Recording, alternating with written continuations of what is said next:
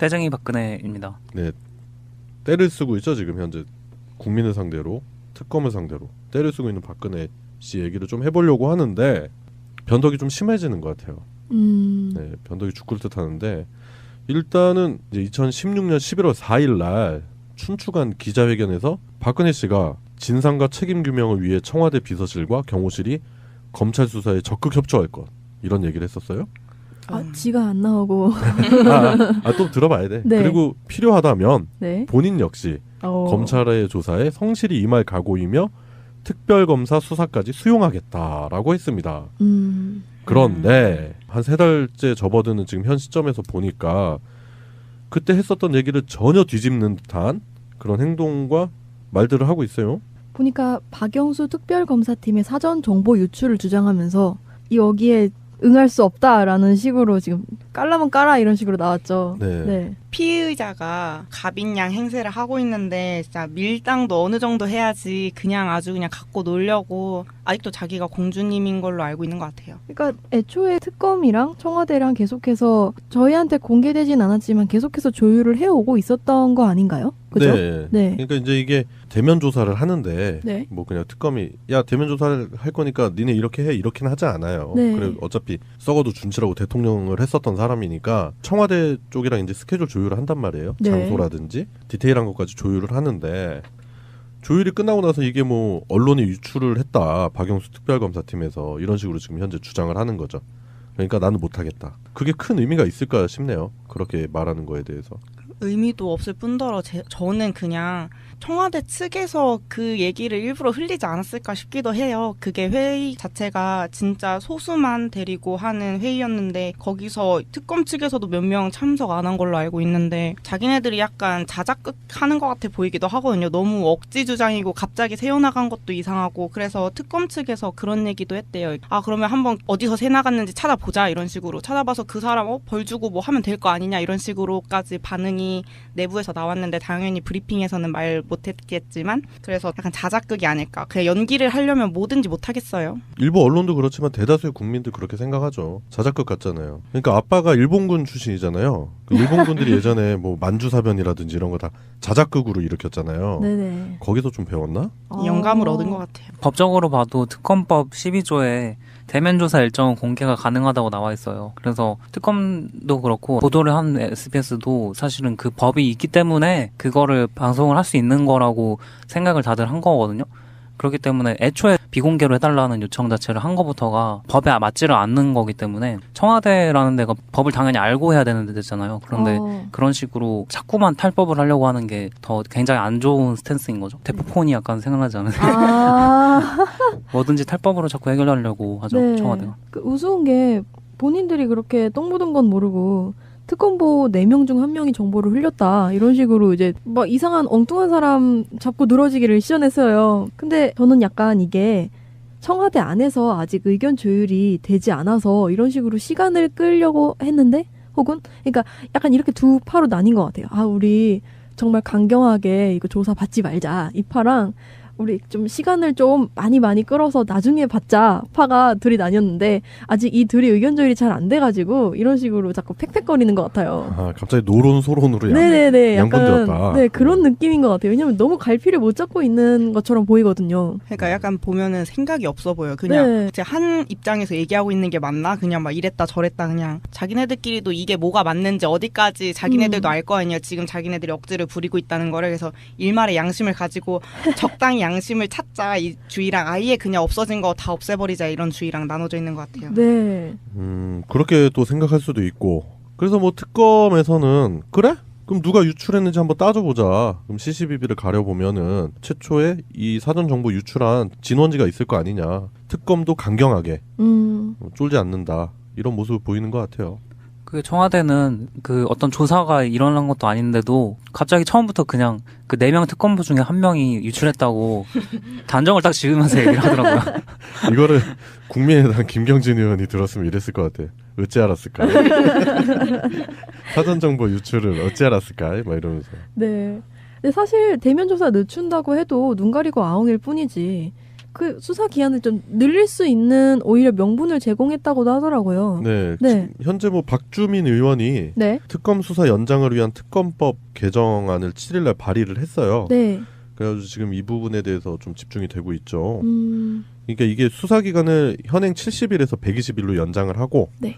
그리고 위증죄를 수사에 포함을 시키자, 이런 골자의 그 개정안인데 이 부분에 대해서도 좀 주목을 많이 하고 계신 것 같아요. 특검이 너무 기간이 짧다 지금 현재. 네. 피의 사실을 다 확인하기까지. 그리고 청와대나 박근혜나 뭐 박근혜 주변 그 피의자들이 너무 비협조적이기 때문에 이런 부분으로 지금 접근을 하는 것 같아요.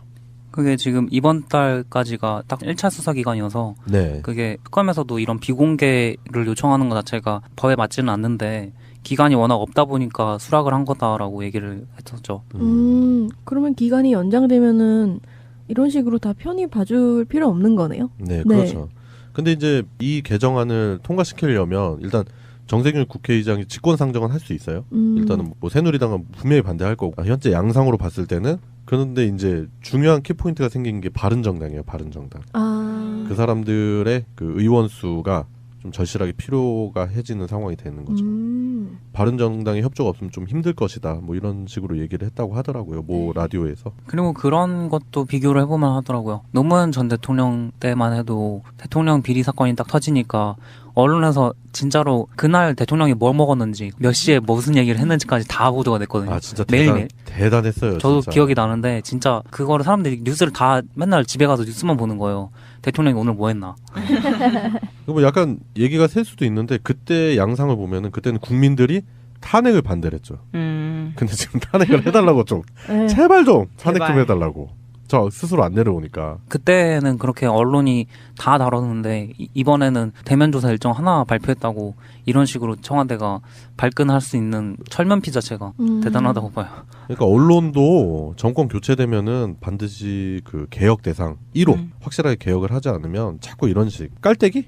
그 정도밖에 안 되는 거예요. 싸우거나 뭔가 혁명이 있거나 이래도 성당 이런 데 안에서는 뭐 보호막에 쌓여있는 느낌이었잖아요. 약간 그런 것처럼 청와대 내에서는 뭐든지 다 가능하다고 생각하는 것 같아요. 이게 상식적으로 말이 안 되는 것들을 청와대 내에서는 가능하다는 식으로 뭐 조사도 처음에 청와대 내에서 받자 그러질 않나. 청와대 내에서 직무 정지된 대통령이 뭐 회의 다 모집하고 그런 거 법이 아니라고 하든 말든 난 상관없어. 뭐 여기 우리 궁전이야 약간 이런 느낌으로 장애들 맘대로. 그리고 특검이 자기네들의 적인데 그래도 일단 청와대 안에만 들어와서 조사하면 괜찮아. 왜냐면 여기는 우리가 짱이니까 우리 맘대로 다 할 수 있으니까 이런 생각을 갖고 있는 것 같은데 그리고 특검을 신뢰할 수 없다고 말하는 것도 저 그것도 알 수가 없어요. 저희가 빵을 훔쳤는데 경찰이 저를 잡으러 오면은 저 경찰에게 신뢰가 없다고 피하고 이게 되는 것도 아니잖아요.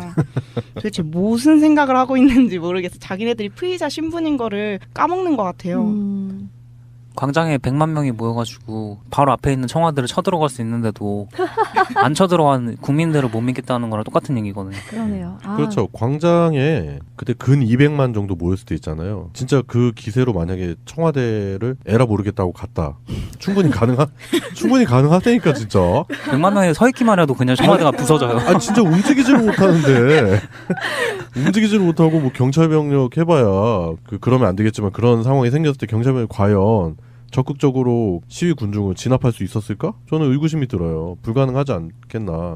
그 살수대첩 때 수양제가 끌고 온 군사가 100만 명이라며. 어마어마한 숫자예요. 역사 100만 새로 명. 쓰겠는데요. 그러니까요.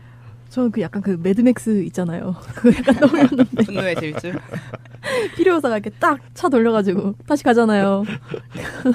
그래요. 지금 결국에는 이제 박근혜와 측근들이 노리는 거는 장기화되어 가고 있는 촛불 집회가 약간은 식었다. 이런 자신들만의 분석을 통해서 그 반전의 분위기를 조금 노리는 듯한 그런 모습이 좀 보이는 것 같아요. 본인들이 데피고 있어요. 점점 더. 그렇지. 네. 장작불 꺼질 때 바람 후후 불어 다시 이렇게 네. 살리는 것처럼. 네. 그래서. 매를 번다고 하죠. 그래서 네. 진짜 다들 뉴스 볼 때마다 국민 뭐 95%의 국민이 혈압이 오른다고 진짜 뉴스를 끄고 살아야 되냐고 막 다 그런 얘기 하더라고. 혈압 올라서 죽을 것 같다고. 그 혈압을 조금만 더 올려드리자면은 그래요?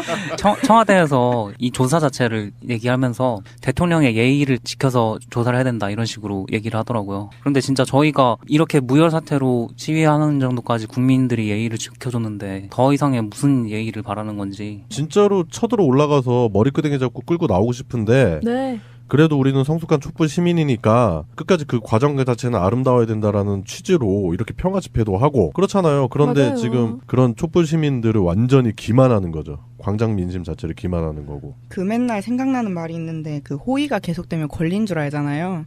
약간 그렇게 생각하는 것 같아요. 그냥 특검도 10일 안에만 끝내자 이러면서 그래 청와대에서 해줄게 그래 너 말 다 들어줄게 그냥 하기만 하자 이렇게 다 계속 호의를 베푸니까 그게 권리인 줄 알고 좀 더 나가도 되겠는데 이런 식으로 막 나가고 있는 거죠. 이게 촛불 집회가 지난주에 이제 저도 한 2주 정도 좀 명절도 있었고 이렇게 몸이 안 좋은 상황도 있고 해가지고 촛불 집회를 결석을 했다가 이제 참석을 했는데 많았을 때보다는 솔직히 인원이 좀 줄기는 했어요. 네. 그렇다 하더라도 작년 대비 뭐 이렇게 인원을 보면은 그러니까 예를 들어 뭐 2016년도 1월, 2월에 있었던 집회들이나 이런 거 생각을 해본다면 아직 인원수가 그렇게 적은 건 아니고 그리고 제가 시청역에서 내려서 태극기 집회를 관통을 해서 오거든요. 아, 네. 그렇게 많이 안 계세요. 네. 네. 그러니까 태극기 집회가 그렇게 언론에서 다루는 것처럼 그렇게 수많은 인원이 아니에요. 네. 그 소라불 광장 거기 지나갈 때 보면 초라합니다. 네. 근데 이제 언론들이 그렇게 다루는 것 뿐이지 그렇기 때문에 이제 촛불 시민들이 이번 주 그러니까 오늘 방송 나가는 오늘부터라도 대거 광화문에 다시 열의를 불태우러 나오셔야 됩니다. 저는 그렇게 생각을 해요. 아, 언론들이 약간 그런 식으로 보도를 하는군요. 약간 그 왜 고시원 관광렌즈로 찍어가지고 홍보하듯이 이렇게 많아 보이게. 그리고 뭐 어제 방송에서도 얘기했었는데 태극기를 2-3개씩 들고 있어요. 네. 그래서 머릿수를 안 세고 태극기 수를 세는 태극기, 거요? 사람 태극기 수로 그냥 촛불을 하나씩 들지 촛불을 무슨 4개씩 드는 사람이 어딨어 우리가. 근데 여기다 이렇게 붙여. 이제부터 해볼까요 저희도? 촛불 그거 있잖아요. 촛대 가져와가지고 3개씩 이렇게 해가지고 6개. 저희도 초수 세죠? 그러면 뭐 300만 나오겠는데요. 네. 그리고 저는 좀 한 가지 또 짚고 넘어가고 싶은 게 어르신들 태극기 집회 하는 거 좋은데 성족이랑 태극기 받아놓고 나중에 쓰레기통에 버리고 막 발바닥 이렇게 밟고 그러면 그거 국기 훼손 아닌가요? 그것도 중죄로 알고 있는데. 그죠. 예, 그런 일도 많이 벌어지고 있고 뭐 경찰관을 폭행한다든지 어휴. 의경을 폭행하다든지 전 직접 눈으로 봤는데 그런 일들이 비일비재합니다. 아이고. 그리고 그런 것도 생각을 좀 해봐야 되는데 이번에는 그분들이 시청에만 있으신 게 아니고 명동에도 막 나타나시고 그러더라고요. 그러니까 이게 원래 촛불 집회 자체는 여기 서울 광화문에서만 하는 게 아니고 다른 지역에서도 다 하잖아요. 네. 그런데 태극기 드신 분들이 거기 시청에만 조금만 있으면 이제 적어 보이니까 다른 지역에도 나타나가지고 다른 데서도 다 하고 있다 이런 이미지를 자꾸 노리는 것 같은데. 그러니까 이렇게 늘려. 늘려. 막상 가보면 20-30명밖에 없더라고요. 많이 없어요 진짜. 뭐 날씨가 추워서 그런지 그 시청역 안에 짱 박혀 계셔가지고 막 나가지를 못하겠어요. 지금 일단 그래서 민주당에서도 다가오는 11일, 18일 그 촛불 집회에 의원 전원 참석을 독려하고 있는 상황이고요. 그리고 현재 야권의 대선 주자들도 적극적으로 참여를 할 전망입니다. 그래서 이제 헌재 탄핵 인용 촉구를 하는 촛불 집회의 새로운 양상이 아마 펼쳐질 것 같아요. 뭐 다음 주 초까지는 기대해 봐도 될까요? 그러면? 그 탄핵 인용 자체가 현재 계산상으로 네. 제일 뭐 베스트하게 계산상으로 나오는 거는 아마 3월 9일 정도가 되지 않을까. 이정미 재판관이 퇴임하기 전에 아마 결정을 내리지 않을까 하는데 계속 이제 탄핵이 언제까지 된다 계속 이렇게 얘기를 하잖아요. 네. 그렇게 바람직하지 않다고 봐요. 왜냐면은 사람들이 언제까지 한다고 믿게 만든 다음에 그걸 어기는 거예요. 그러니까 올해 초에 1월 달에 될 거라고 생각하셨던 분들이 그게 1월이 지나가 버리니까 뭔가 허탈하시잖아요. 지치고. 일종의 희망 고문. 네. 2월에도 된다. 2월 또 지나가고 3월 된다. 그럼 3월 또 지나가고 이런 식으로 계속 이제 가진 수를 다 써가지고 꼼수로 지치게 만드는 그런 게 보이네요.